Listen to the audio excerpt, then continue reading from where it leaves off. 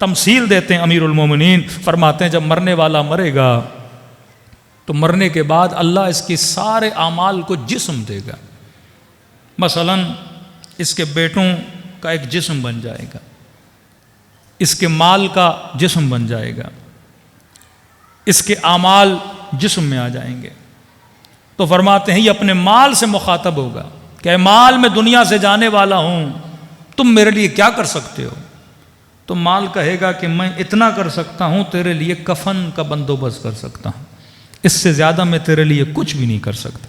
کفن لے سکتا ہوں تیرے لیے، تابوت لے سکتا ہوں، قبرستان تک مزدور کے سارے بندوبست کر سکتا ہوں، ہاسپٹل کی فیسیں دے سکتا ہوں، اس سے زیادہ میں تمہارا ساتھ نہیں دے سکتا. اولاد تجسم کی صورت میں آئیں گے، اپنے اولاد سے مخاطب ہوگا کہ بتاؤ اپنے باپ کے لیے کیا کر سکتے ہو، بتاؤ اپنے بھائی کے لیے کیا کر سکتے ہو، بتاؤ اپنے بیٹے کے لیے کیا کر سکتے ہو.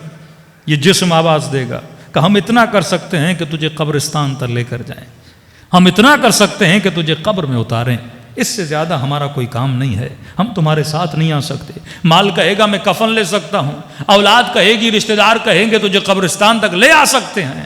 کہتے ہیں پھر مایوس ہو جائے گا کہ بس وہیں تک ساتھ ہے، آگے نہیں آؤ گے. آواز آئے گی نہیں. کہتے ہیں اب خدا اس کے عمل کو جسم دے گا، اپنے عمل سے پوچھے گا کہ تم کہاں تک میرے ساتھ چل سکتے ہو. عمل کہے گا افسوس کہ تم نے دنیا میں مجھے توجہ نہیں دی.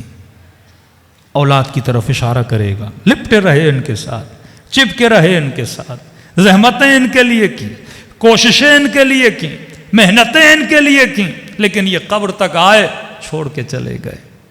پھر اشارہ کرے گا مال کی طرف، صبح سے شام تک تو نے پسینہ بہایا اس مال کے لیے، صبح سے شام تک تم نے سب کچھ کیا، ہر طرح کا کمپرومائز کیا اس مال کی خاطر.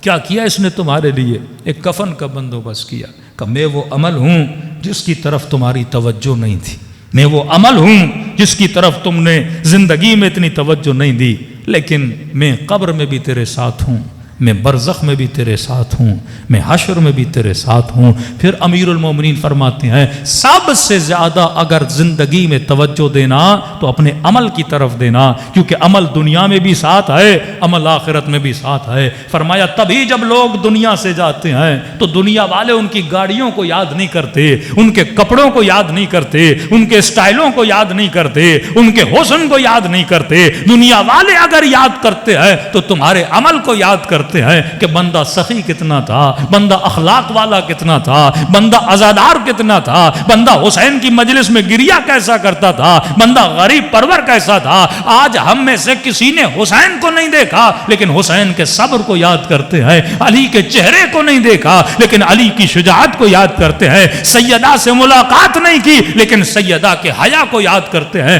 تو فرمایا مرنے کے بعد عمل زندہ رہتا ہے، کردار زندہ رہتا ہے، شکلیں لوگ بھول جاتے ہیں، اللہ بھی تیرے کردار کو یاد کرتا ہے اور عمل کو یاد کرتا ہے. صلوات پڑھے محمد و اہل محمد پر.